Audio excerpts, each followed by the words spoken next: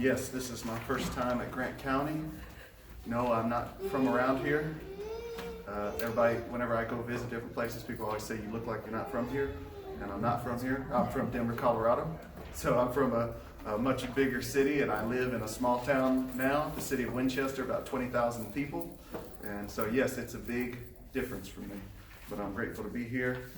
One of the questions people always ask is, how old are you? I don't know why, but everybody thinks I'm 22 or 23. I am 30, okay? So let's get that out of the way. I'm 30, I'm married, I have a wife, and I have a 2-year-old son, and I have another child on the way right now, a little girl. So we are looking forward to that. Let's talk about the resurrection. You know what? I actually need a sheet. I forgot I need one myself. Thank you. You don't have it memorized? No, I don't have one. We're going to talk about the hope of the resurrection. So I didn't know exactly what I was supposed to do with this, but I figured, why don't we just grasp resurrection, Old Testament, New Testament, everything about Jesus, everything about everyone who was raised from the dead, and everything about you and I. I figured let's be as comprehensive as we can. So I want to start with the resurrection in the Old Testament. A lot of people don't realize this, but resurrection is actually an Old Testament and a New Testament theme. Some people think that the resurrection only has to do with the Old Testament, but you can actually go into the New Testament, everybody thinks that resurrection only happens in the New Testament, but you can go into the Old Testament and find just as much about the resurrection as you can about the New. So I gave you a few examples here. You'll see at each section, I gave you 6 different sections here, and we're not going to go through all of these because we certainly wouldn't have the time to do it. But you may have heard, for example, in number 1, in the resurrection of the Old Testament, you have the widow of Zarephath's son. That was the prophet Elijah, who actually raised that boy from the dead. You have number 2, the Shunammite woman's son, and that was the successor of Elijah, Elisha, just a different sound at the end there.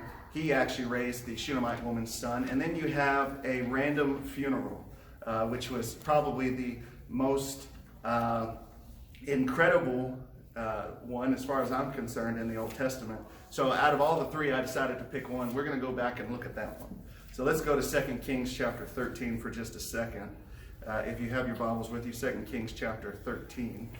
I know Kings is not a book we read enough of. We just actually taught the book of Kings, 1st and 2nd Kings, at Fairfax, and that was the book everybody liked the most. I couldn't believe it. Usually that's the book people find the most dry and hard to follow, but actually it was the book everybody liked the most.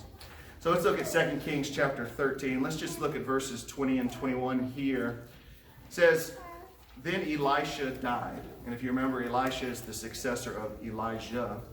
Elisha was a great prophet during his time. He was one of the few prophets who could actually perform a miracle. But it says, then Elisha died, and they buried him. And the raiding bands from Moab invaded the land in the spring of the year. So it was, as they were burying a man, that suddenly they spied a band of raiders, and they put the man in the tomb of Elisha. And when the man was let down and touched the bones of Elisha, he revived and stood on his feet. So you can imagine this was probably a very weary day for the people. They are going to bury somebody that they love and care about. And next thing they know, a band of raiders is coming towards them, and they're thinking, okay, what do? We're going to have to stop this funeral short and run away. So they throw his body into the tomb of Elisha, probably just to be there until they can get back to it. And this man stands up and walks out of that tomb. Stands up and walks right out of it. Now, that obviously is the most strange, I would say, resurrection that you see in the Old Testament. But it is, in fact, a resurrection. It's a bodily resurrection. A man was dead, and yet he lived again. Now, obviously, as Christian people, we believe in a resurrection. We believe that resurrections happen. I would say, in fact, that you could not even be a Christian and not believe that a resurrection that a resurrection couldn't happen. Because, as you know, the Apostle Paul wrote in 1 Corinthians 15 that if the dead are not raised, then our faith is futile. It's in vain. There's no point to it. And I'll kind of explain as we get to the end of it why that is the case. Some people think it's, I'll explain it when we kind of get there. But that's just one bodily resurrection that you see in the Old Testament. Now I want to move forward in time. This would have been somewhere about 800 BC. Let's move about 800 years into the future, and let's look at resurrections during the day of Jesus, or at least let's look at the way that people thought about resurrection during the days of Jesus. Let's go to the book of Acts for just a moment. Acts chapter 23. Acts chapter 23. Now we, a second ago, sung with the kids speaking about the Pharisees and the Sadducees, right? Who we often speak about as being bad people, right? We often speak of them that way. I think that is maybe a little bit unfair, a little bit. There were many Pharisees that were bad, and there were certainly many Sadducees that were bad. But I would say we particularly give the Pharisees a bad rap, but I would say that they probably believe many of the things that you and I do. In Acts chapter 23, verses 6 through 8, let's read those words together. The Apostle Paul speaking says, "But when Paul perceived that one part were Sadducees and the other Pharisees, he cried out in the council, 'Men and brethren, I am a Pharisee, the son of a Pharisee. Concerning the hope and resurrection of the dead, I am being judged.' And when he had said this, a dissension arose between the Pharisees and the Sadducees, and the assembly was divided. For Sadducees say that there is no resurrection and no angel or spirit, but the Pharisees confess both." Now, let's maybe kill another stereotype that people often look at. A lot of people think that in the past, everybody believed the Bible, everybody believed in God, everybody believed in supernatural things, but that was most certainly not the case. They had just as many views in the past as we do today. They had atheists during that time. They had believing Jews during that time. They had many various religions. They had just as many different thoughts and ideas on who God was as we do during this day. In fact, they might have even had quite a bit more, but I haven't gone exactly to count it. So Paul is in a trial, and while he's on trial, he sees there's Pharisees, he sees there's Sadducees. Pharisees say that there is a resurrection, Sadducees say there is no resurrection, and he's going to pit them against each other. And he says, "Guys, I'm on trial for the hope of the resurrection," to get the Pharisees to his side. And then the Pharisees start crying out, and then the Sadducees and the Pharisees start screaming at each other, because that's what happens when you get preachers in a room. They all yell at each other because they can never seem to agree on anything. If you want to make preachers fight over something, throw a biblical topic out, and we will argue over it for quite some time. In fact, if you wanted to maybe slip out of the door because you're tired of talking to them, throw a biblical topic out, and the preachers probably won't even notice that you left in the first place. So he does this, but notice the Pharisees, once again, they believe in the resurrection. The Sadducees don't. Now, what do you guys think? Let me ask this question. Do you guys think that they had a good reason from the Old Testament to believe in the resurrection? What do you guys think?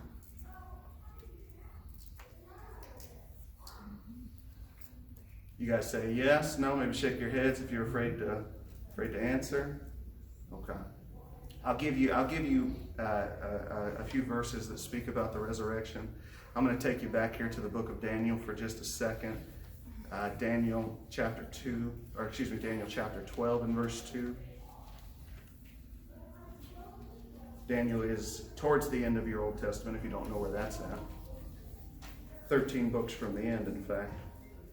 In Daniel chapter 12 and verse 2, it says, "And many of those who sleep in the dust of the earth will awake, some to everlasting life, some to shame and everlasting contempt." Notice how it says, "many who sleep in the dust of the earth." Now, people who sleep in the dust of the earth, we're not saying they're taking a nap, would we? No, we're saying that they're 6 feet under. They're below the ground. They are dead. They have passed away. So they sleep in the dust of the earth, but they shall awake. Now, it's interesting that he doesn't say they're dead. He says they sleep, right? They're asleep, not dead, but asleep. You'll see in the New Testament, Paul uses the same kind of terminology as well. But then he says they shall awake, some to everlasting life, which is the hope of every Christian, some to everlasting shame and contempt, that is, the eternal hell that we often refer to, which Jesus often referred to. So you have both of those different things which are mentioned here in the Old Testament. So as far as I'm concerned, there was no reason for the Sadducees not to believe in a resurrection. They should have. This, in fact, was the clearest text that there was a possibility even of a resurrection in the first place. And this day actually speaks to our day more than it even spoke to Daniel's day. So they hoped in the resurrection just as you and I hope in the resurrection as well. You and I are supposed to hope in the resurrection. The Pharisees and the Sadducees were to hope in the resurrection. We all should be hoping in the resurrection. That's our hope. We're hoping in it. We're looking forward to that day. Sometimes I wish maybe we help people understand what happens after we die a little bit better. Maybe we don't do that very well. Sometimes we just kind of throw it out there in sermons, don't say too much about it. But we're all looking forward to the future hope of the resurrection. Now, in the next section, this third section on your sheet here, I have resurrection in the New Testament. Obviously, I can't go through all of those, but I gave you 6 different ones. And the one I want us to go look at for just a second is Acts chapter 20, verses 9 and 10. And I want to take you to that one because this verse has a very special place for me whenever I read it. I'll explain to you why that is the case. Acts chapter 20, verses 9 and 10. This is Paul preaching.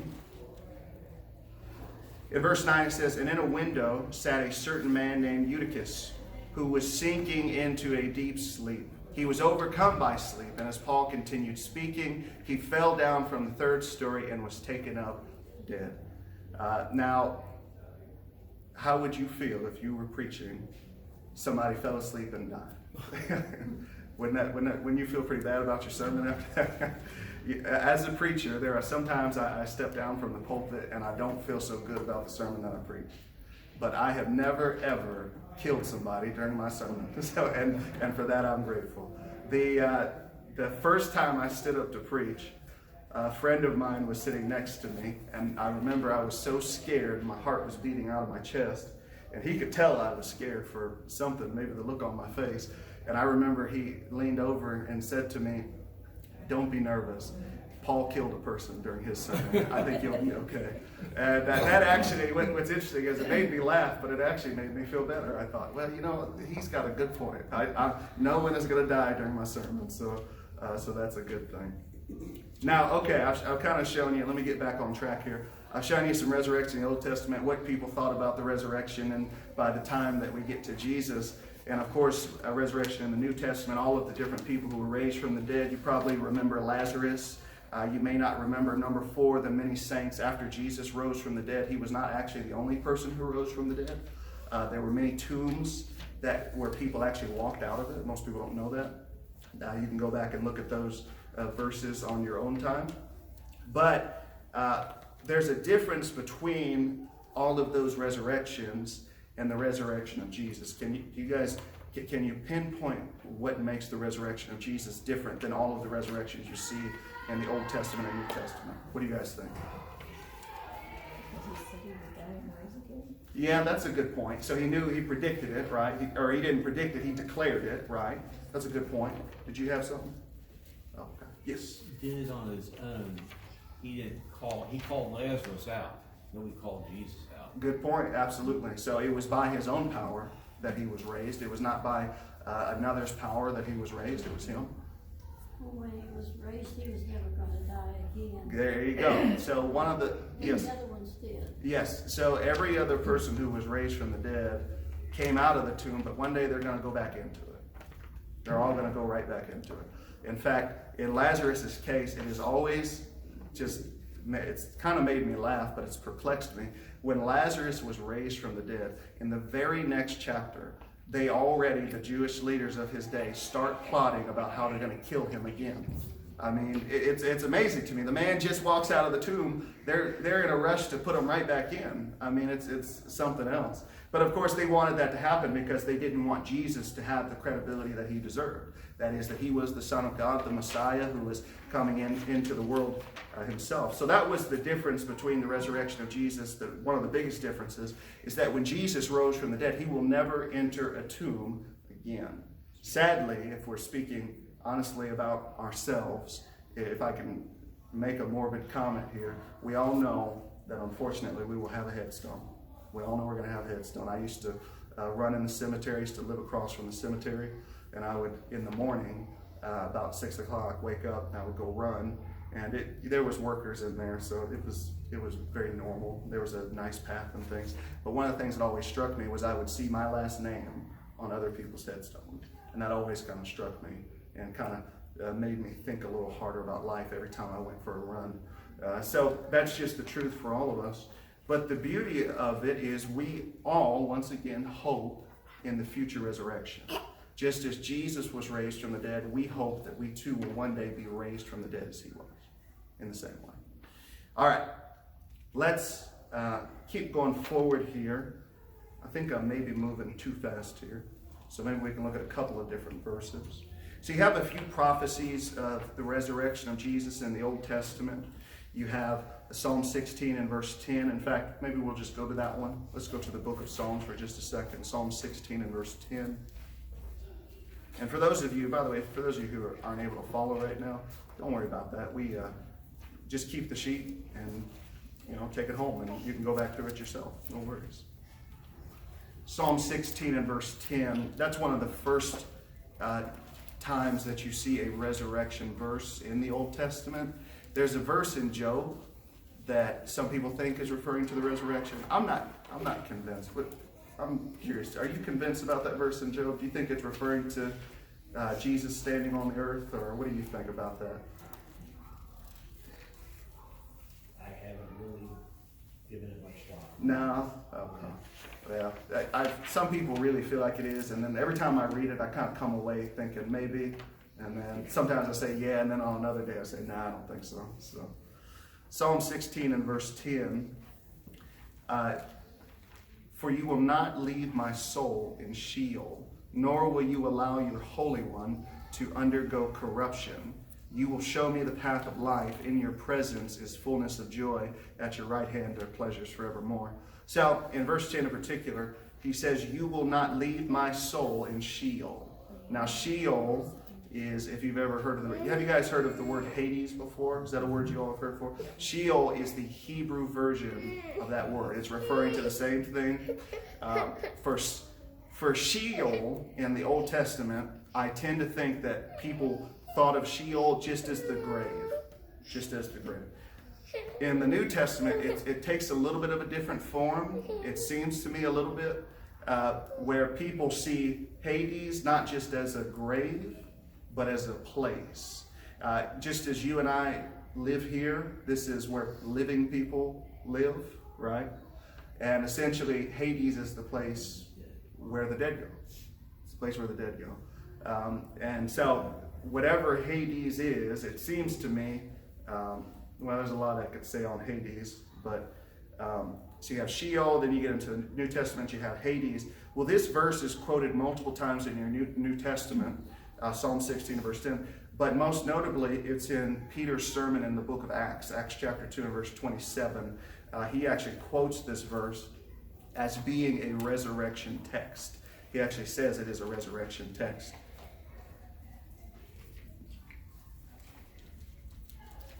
I'll give you a second to get there.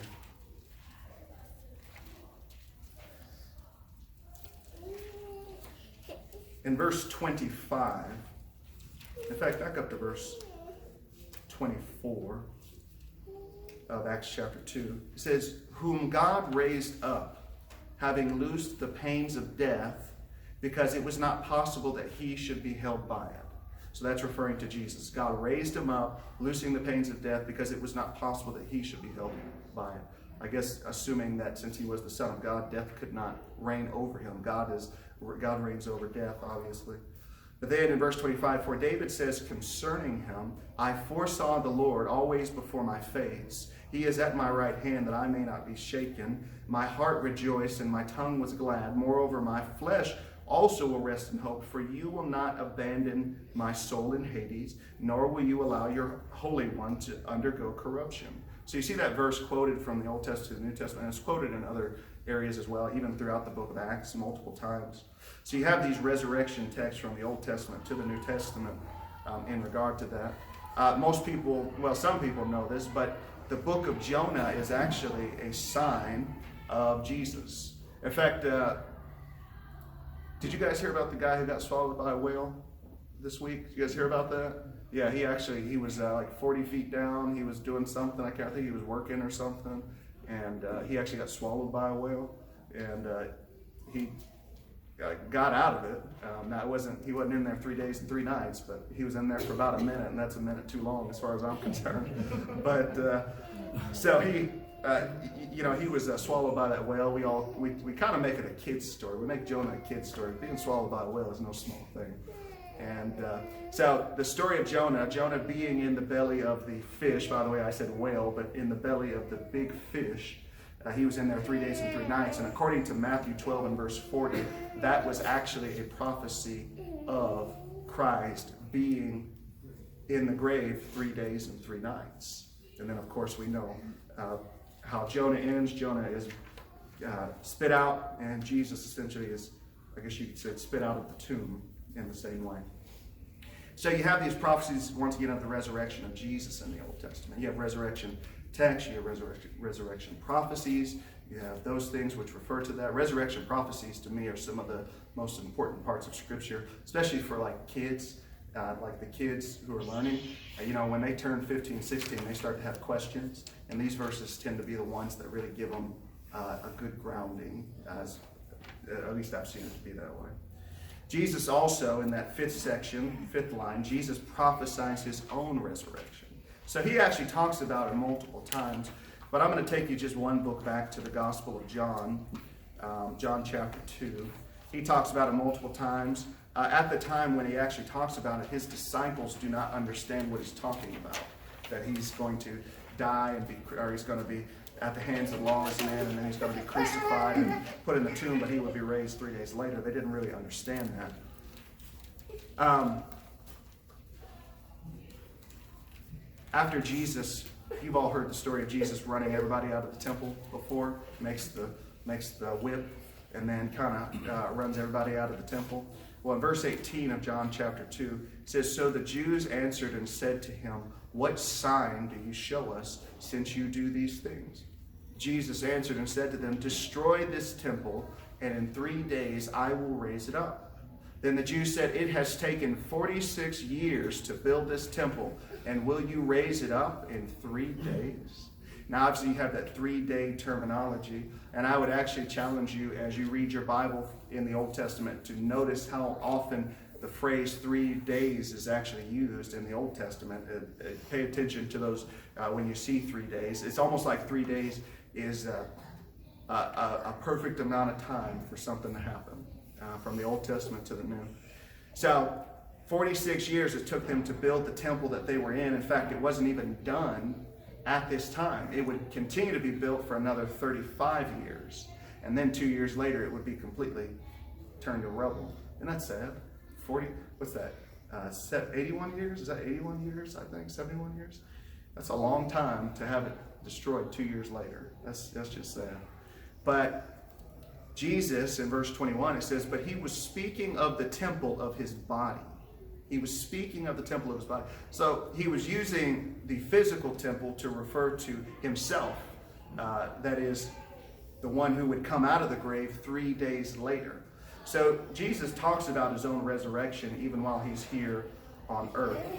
Let me ask you all this. What do you think, but before I get into this last section, what the resurrection means for you and I, what do you think is the value of the resurrection? Because I feel like Christian people understand the cross, but they don't always understand the tomb and the resurrection. What do you guys think? Do you guys have any thoughts on that? Yes. We talked about it a little bit last night. If there's no resurrection, then Jesus never overcame death. And without overcoming death, there is no hope of life eternal with God. Yep. You hit the nail on the head with that one. If Jesus wasn't raised from the dead, if everything that happened to Jesus on the cross was the end of Jesus, all of the injustice, all of the torture, all of the pain, all the suffering that Jesus went through, then all you and I have to look forward to in this life is suffering.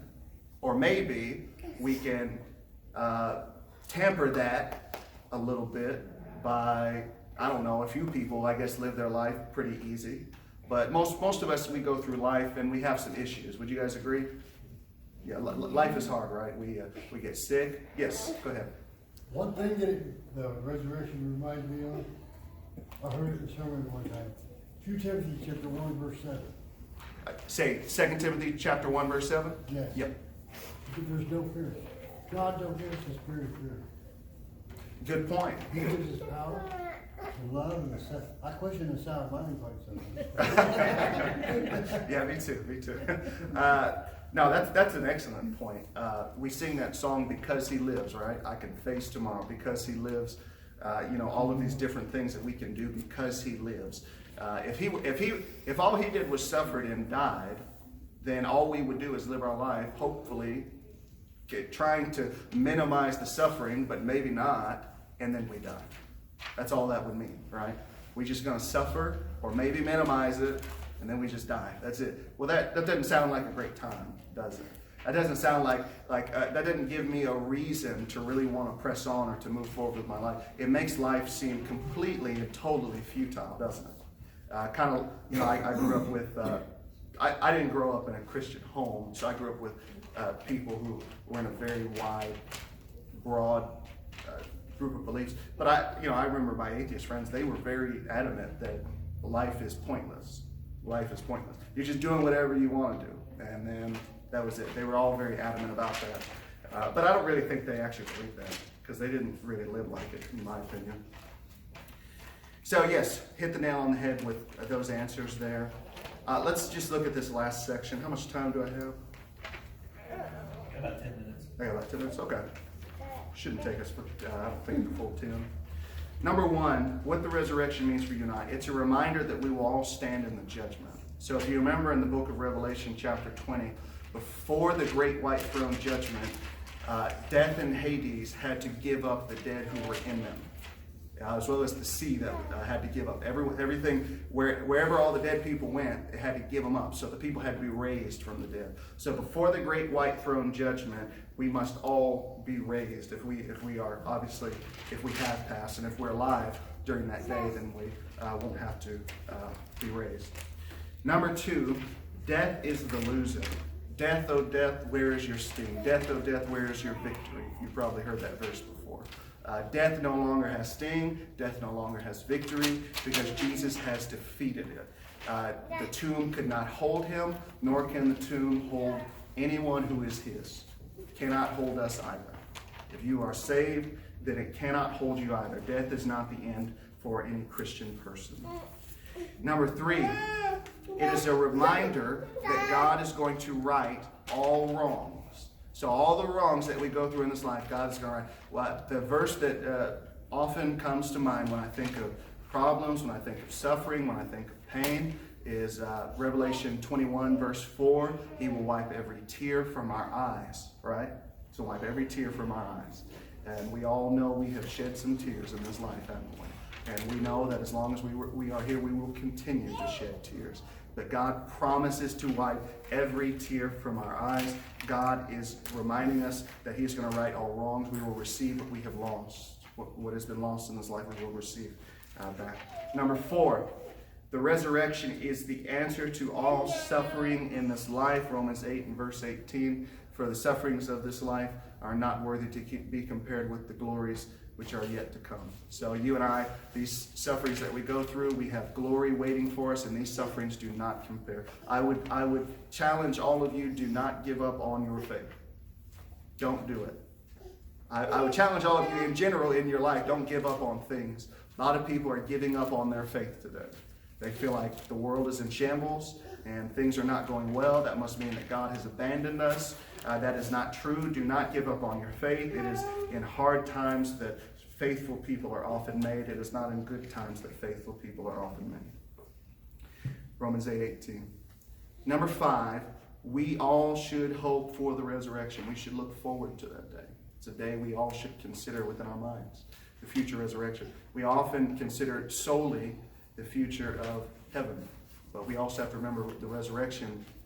Well, actually depends on who you talk to, so I won't get into it because I don't know what he teaches on this subject, but I'll let him teach you on the subject. But we all should hope for the resurrection and attain to it. Philippians chapter 3 and verse 11.